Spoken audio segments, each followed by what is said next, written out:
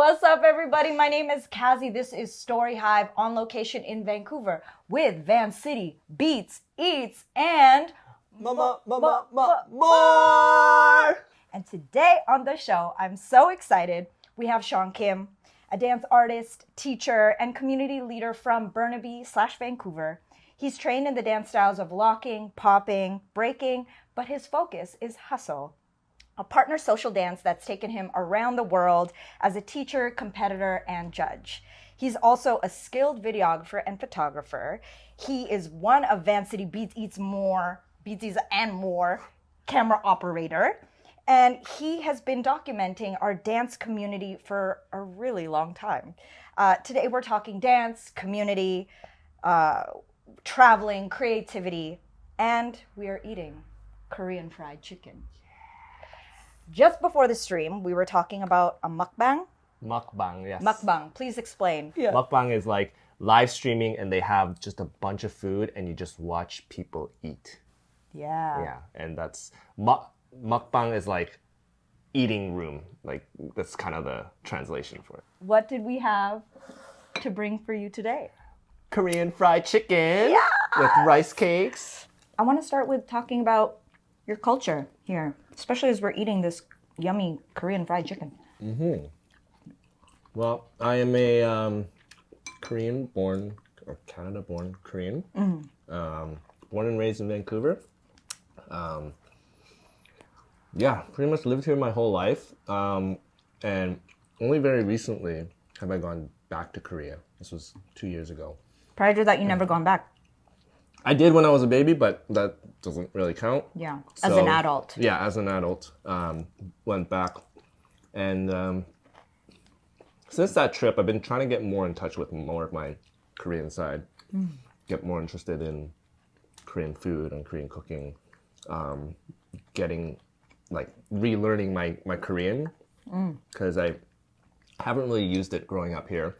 It's kind of that mix of, like, I understand it. I can speak a little, but like when I went to Korea, it was like, okay, like you don't know enough. I don't know Korean. Yeah, and Korea moves very fast, and in terms of their culture and their language, so it was a bit hard for me to keep up. But for me, now coming back, just wanting to get more in touch with that side of me. Did you feel like growing up here and with your family, there was a sense of embracing your culture or pride around your culture? Growing up, it was the opposite. I was like... Right? Product of like growing up as a kid in the 90s. You're like, I'm Canadian, you know? I'm trying to fit in with all these Canadians, you know? And I kind of shied away from the Korean culture or the Korean group, you know? Try not to really hang out with Koreans and speak Korean much. Really just wanted to fit in as a Canadian. But then as I grew older and more recently, realizing that having that separate culture, the Korean part of me, is what makes me unique, what makes me me, you know, and that's something to embrace. Yo, thank goodness we're in 2025 now, you know? Yes. So when you did go back, what was the preface of that trip? And like, what got you to finally be like, it's time to visit the motherland? One was to go back for dance because I connected with Hustle Korea and Young and Christy, who are good friends of mine. And then along with that trip, I wanted to get more in touch with the Korean culture and with my family because my family is all in Korea, but haven't been really in touch with them, so I'm not really too close with them. So I booked off like 2 months to just go and spend time in Korea, just live there, be with family, and just kind of experience that culture. It was a really great eye-opening experience for me. I love that through your art practice now, it's what got you to go back and really connect with your roots. Yes, and that's why like hustle and these dance and art forms really means so much to me because it takes me to those places. It takes me to reconnect with my own culture, reconnect with my communities, or explore different communities around the world. Totally. Yeah. As a kid, Do you remember the first times that like it became apparent to you like, oh, I'm a creative human being? Yes, I used to draw a lot. I used to like drawing. So that was kind of my first like love for arts. And yeah, I drew a lot when I was a kid. I drew animes and I drew like I just enjoyed sketching. And then after a while, I kind of moved on from that. As you grow older, you get different interests and you get influenced by, you know, people in your high school or friend groups and stuff. And then there was a period where I didn't really know what I enjoyed or what I wanted. So it was kind of just like, oh, going with this group of people or going with this group of people, and just kind of following along. It wasn't really like I was like, oh, this is what I'm about. You know, I think that came more as I got into post-secondary, and then through that I found dance, and then realizing that dance, like, I can pick it up pretty easily. Like, like body movement and coordination, like it's you know, it comes easy to me. So then exploring that and then finding that community and group of friends that wanted to like have fun and learn together, that really kind of like set the start of like me wanting to find myself, find who I am, and then within that space, taking kind of a leadership role, whether it was from like SFU Hip Hop Club or like my dance crew, and like just trying to like choreograph or lead people or lead a group of people. It just, that kind of made me, that was the start of like, oh, this is kind of who I want to become. You know? This resonates with you and this feels good. Yes. So your starts was within hip hop.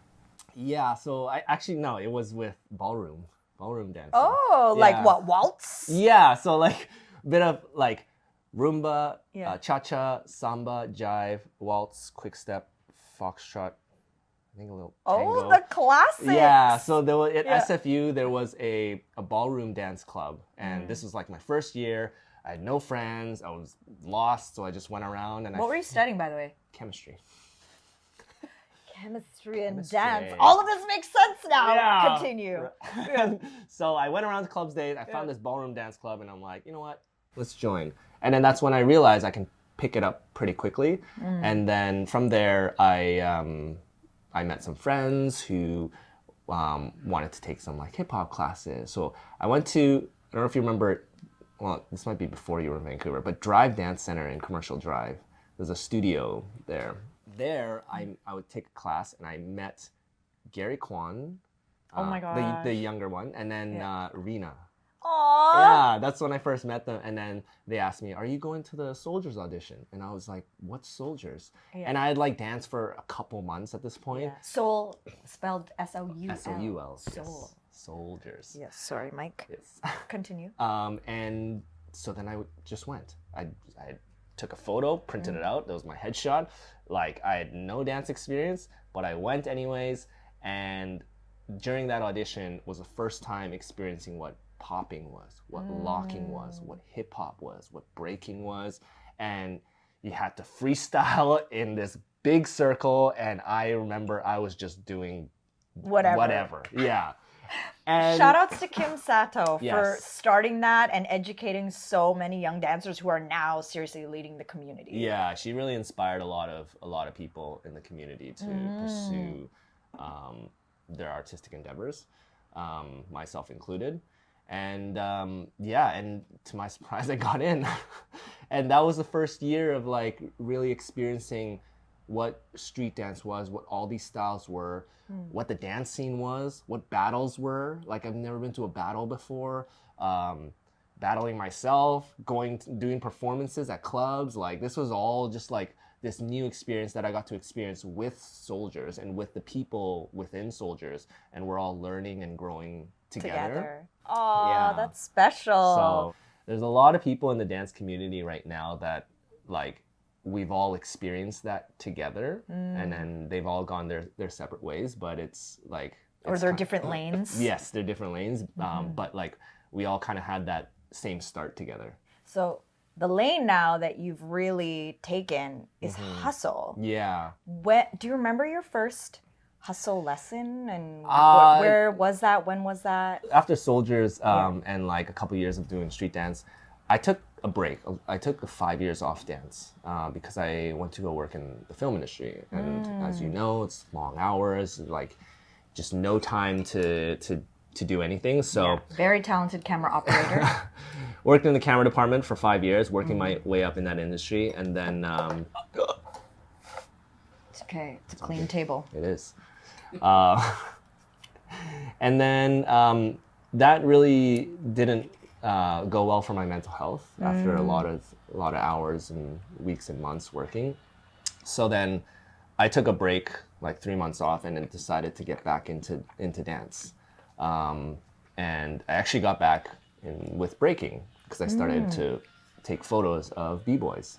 And then I knew of hustle from like years ago because of Boris. I knew Boris and he started the scene. But I was kind of like, like not for me. Says every hustler turned hustler. Yes. I ate my words for sure. So many have. Yeah. And we're glad about it. Yes. So it was one event twice as nice. I think it was the volume 3. I remember Shawn Cheng won, Cindy Salgado won as well. And then there was a judge showcase with Victor, Savage Rock. I think it was Samuel or Rena, and then one other follow. I don't remember, but they did double leading, and that like blew my mind. Like I was just like jaw drop. Like I could not believe like what was happening. And then I'm like, you know what? Suck up my pride. Let's go to Robson Square and let's learn this dance.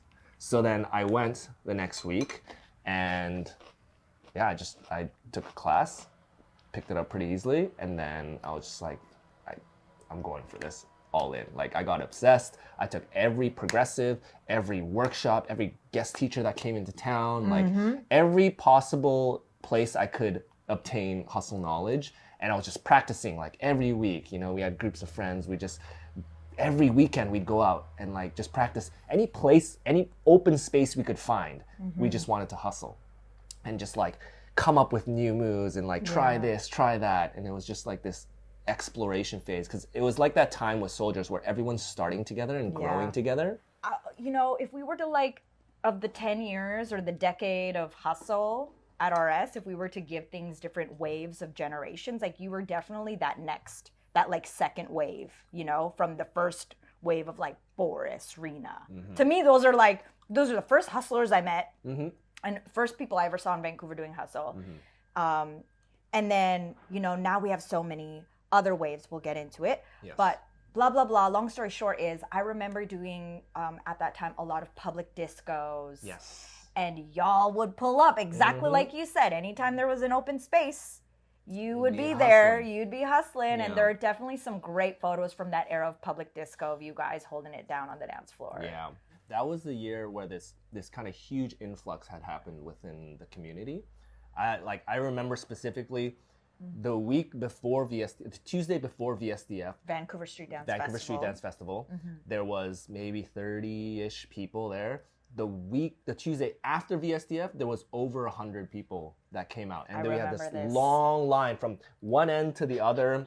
Like we were running back and forth, like yelling, like and 1, 2, 3, like Boris having to do his clap, clap, da, da. Yeah, to get everyone's attention. Yes, and then from that influx, that's when a lot of the teachers, community leaders, and the people that are like holding it down with the community have kind of come up. Super proud of how I've seen it evolve. You know, I'm curious to know from you, like, what do you feel hustle has afforded you or been given you to be able to express that the other dance styles and cultures that you've studied, trained in? It's connection. It's that connection, the physical connection with somebody. As a partner dance. As a partner dance. Because you don't experience that. Like street dance, you have connection. You can dance with people, but you're not dancing with people, you know? So then there's always that little level of disconnect. But when you start to have that physical contact, then you start to feel someone's weight, someone's pressure, their tension, the way they like to move, like their energy. Like you have this level of connection that you're able to, and you also have to think about another person. It requires a lot more empathy within somebody to think about another person and the way that they move and how to take care of that along with yourself and the way that you move.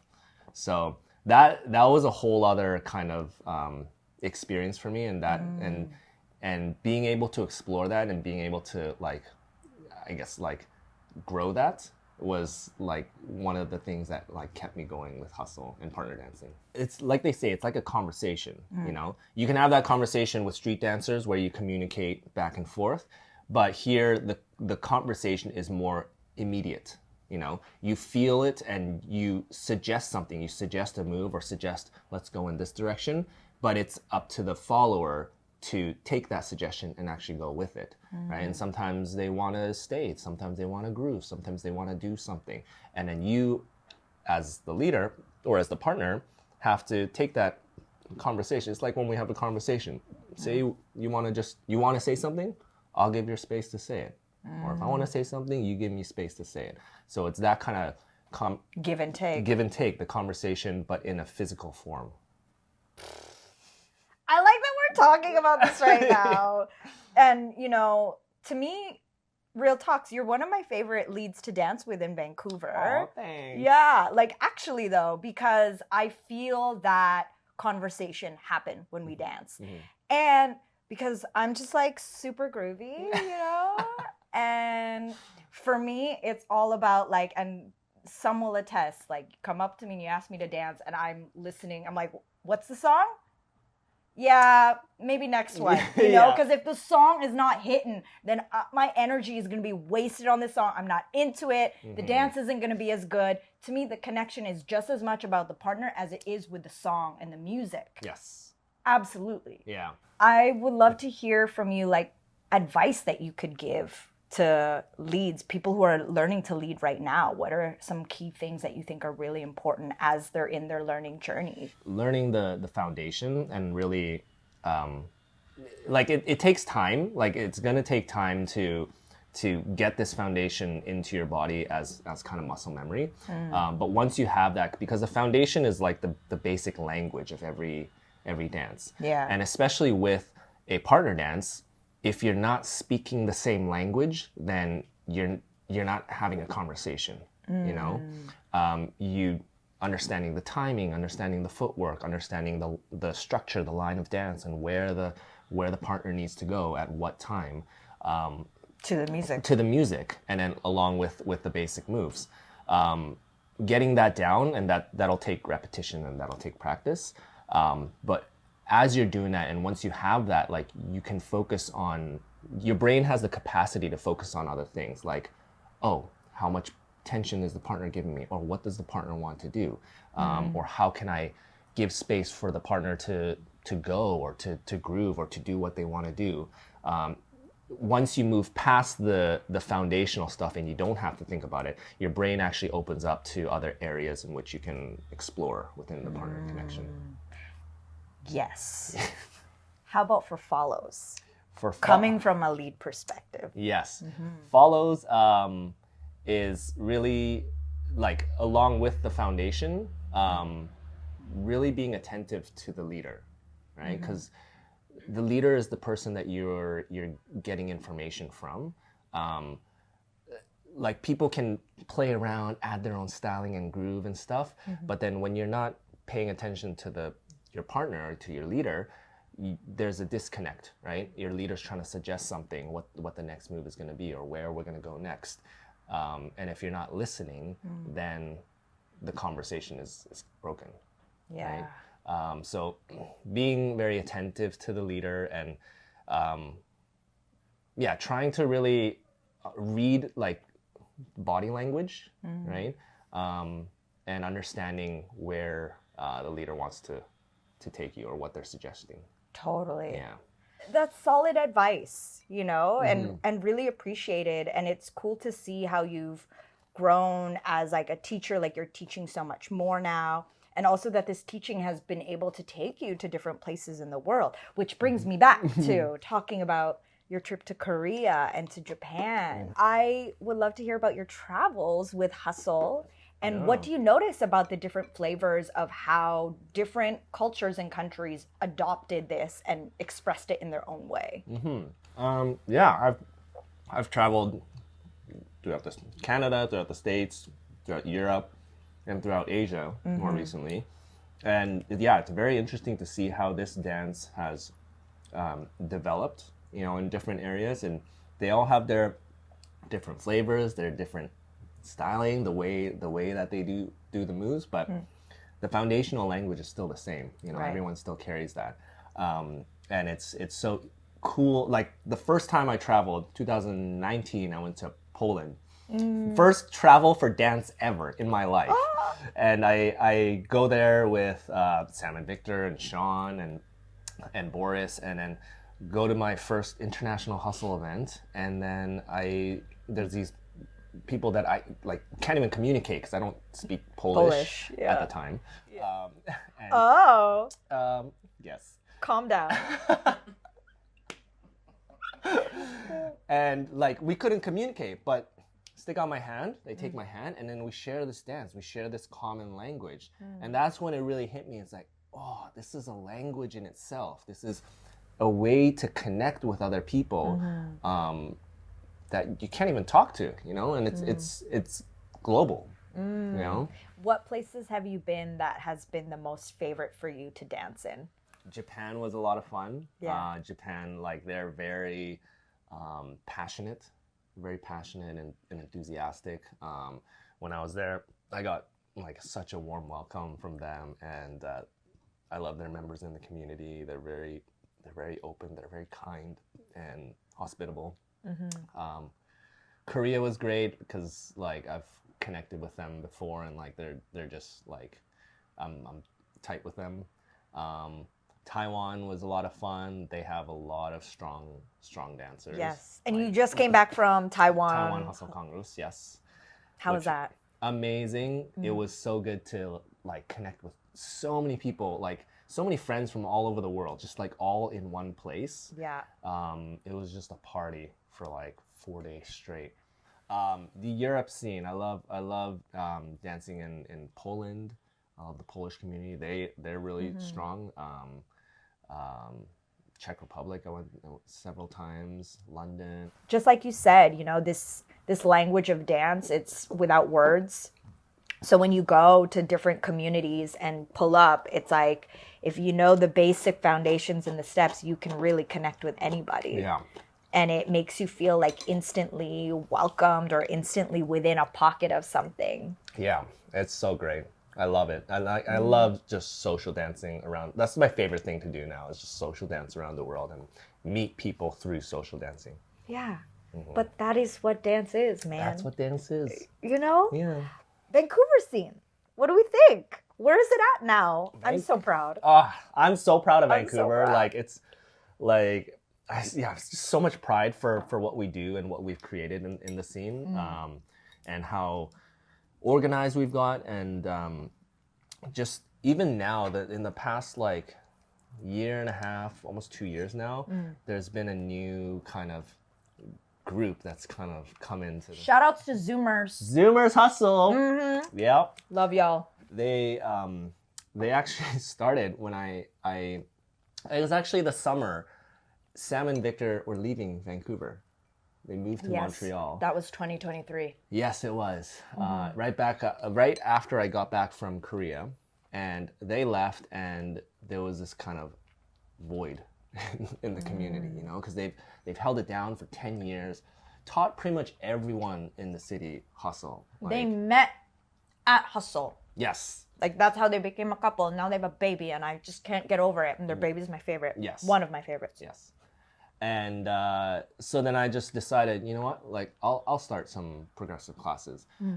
So then I started kind of like similar to what they have done, like just kind of a series like beginner 1, beginner 2, intermediate level, and like just kind of a progressive way for people to start from scratch and work their way up to an intermediate level where they can dance comfortably with pretty much anybody. And through that, it started like with like 40 something people. And then as it got down to like more the intermediate level, it kind of dwindled down. And then the people that were left were this like random group of people that in any other situation would not like be friends or like be this close. And they have become this like really close, tight-knit group, and they've coined themselves the Zoomers, and now they're kind of like celebrities within our community. It's like whenever we have like events, we'll be like, hey Zoomers, like can you pull through? And they come through and it's just a party. Like they're just such wonderful people. If you had to create your own Instagram account for your crew, yeah, then you know you're popping. Yes. That's what I'm gonna say about that. Yes. And for me, it came full circle because being that the students when Sam and Victor were teaching and having that group where we grow together and create this kind of community together, and then me being the one to teach and create the space for this kind of group to form, like it really came full circle, and like that was kind of like a really full circle moment for me, and be like oh, I love these guys, you know.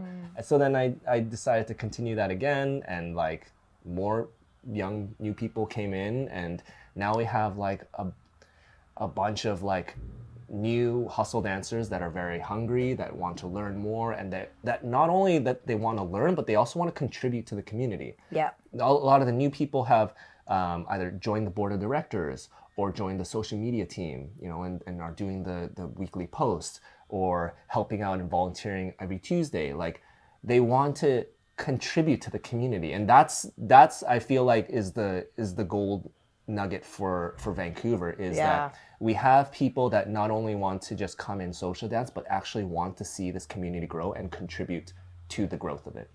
I want to talk about, you know, your photography, your documenting of the scene and the community. You know, what has that experience been like for you, and why do you love it? First, it started out with I wanted to get back into the dance scene because I had like taken like years off, and I had a camera, and like that's what I've been doing for the past like several years. So I used that to kind of capture these moments, these snapshots that you had like that you only had to be there to experience, right? And like capturing those moments with dancers and dance artists, the amazing stuff that they can do, you know, and capturing that from a different perspective. That's kind of like now where I've taken it like photo and video, recording and taking photos of these moments of like people just like in bliss or like happiness, just lost in the moment. That kind of. Basically, your motivation is like, I want people to feel FOMO. That too. Like, I want this photo to show that this moment you had to be there. You had to be there. And you're going to feel real bad for yourself. If you don't. You've really developed a style. Where did you come up with this concept, you know? I took inspiration, like there's a like very famous photographer that photographs a lot of breaking events. You might know him as Little Shao. Yep. And he has such an eye for capturing dance and the energy of dance. Yeah, things in movement. In movement, yeah. And that to me was so inspirational, and I wanted to capture that. Like it's something that's there for a split second and then it's gone, right? And I wanted to retain that, you know? And I loved his style of shooting and the way that he captures it. So I took a lot of inspiration for that and from other photographers that I follow. Yeah. How would you describe it, just for anyone who hasn't really seen it? It's very it's hard to say. Like it really sometimes it very accentuates the movement. Like either it allows the dancer to get really close to the camera, accentuate lines or angles that they create with their body, and yeah, and then also capturing like certain moments or like kind of creating or choreographing a move or a sequence where things will line up in such a way that when you capture it, like it just creates this aesthetically pleasing image. Who has been some of your favorite to shoot in this collaborative process? Keegan, he's up on the wall there with his roller skating. That photo there actually like was just one take. He hit it, nailed it, and like we were just happy with it. He actually got that published into a book, the roller skate book right there. Oh, what? Yeah, that's so that cool. was my first publication. You want to grab that? The yellow one? Yeah. It's my first publication of any of my photography work, and that's amazing. Who did this compilation?